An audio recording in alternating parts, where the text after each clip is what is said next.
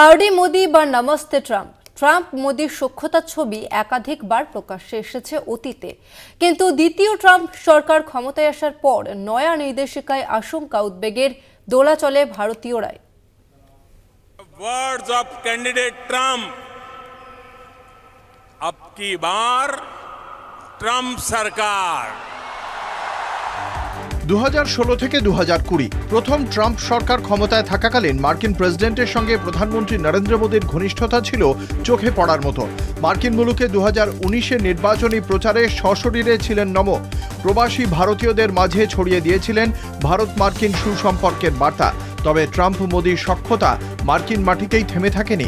2020 সালে ভারতেও সপরিবারে হাজির হন তৎকালীন মার্কিন president. Namaste. Namaste.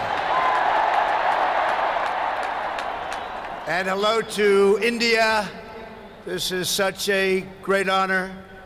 Let me begin by expressing my profound gratitude to an exceptional leader, a great champion of India, a man who works night and day for his country, and a man I am proud to call my true friend, Prime Minister Modi.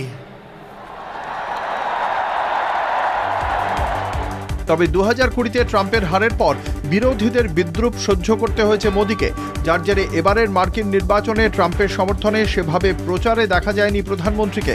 কিন্তু তাৎপর্যপূর্ণভাবে দ্বিতীয় Trump সরকার ক্ষমতায় আসার পর প্রথমে ভারতের সঙ্গেই বৈঠকে বসেন সেদেশের স্বরাষ্ট্র সচিব।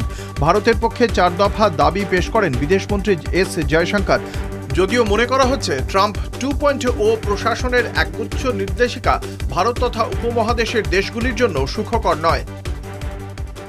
বস্তুত কর্মসূত্রে আমেরিকায় যেতে গেলে H-1B ভিসার প্রয়োজন হয়। বর্তমানে আমেরিকায় এই ভিসাধারীদের মধ্যে প্রায় 72% ভারতীয়। 2020 সালে ট্রাম্পের আমলে H-1B ভিসা সাময়িকভাবে বন্ধ করে দেওয়া হয়েছিল। এবারের ভোটের আগেও H-1B ভিসার মাধ্যমে বিদেশ থেকে কর্মী আনার বিরুদ্ধে সুর চড়িয়েছিলেন ট্রাম্প। গত শুক্রবার থেকে H-1B ভিসার নতুন নিয়ম কার্যকর হয়েছে।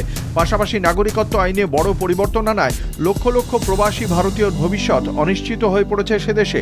বিপুল সম্পত্তি ক্ষতির আশঙ্কা সেদেশে বসবাসকারী ভারতীয়দের মনে বদ্ধমূল ধারণা ছিল মোদির বন্ধু ট্রাম্প মার্কিন মসনদে এলে সরকারের সিদ্ধান্ত আদতে ভারতীয়দের পক্ষেই যাবে। কিন্তু আমেরিকা ফার্স্ট নীতি কার্যকর করতে গিয়ে লক্ষ লক্ষ অভিবাসীর জীবন সংকটে ফেলে দিয়েছেন আমেরিকার 47তম প্রেসিডেন্ট। কলকাতা টিভি।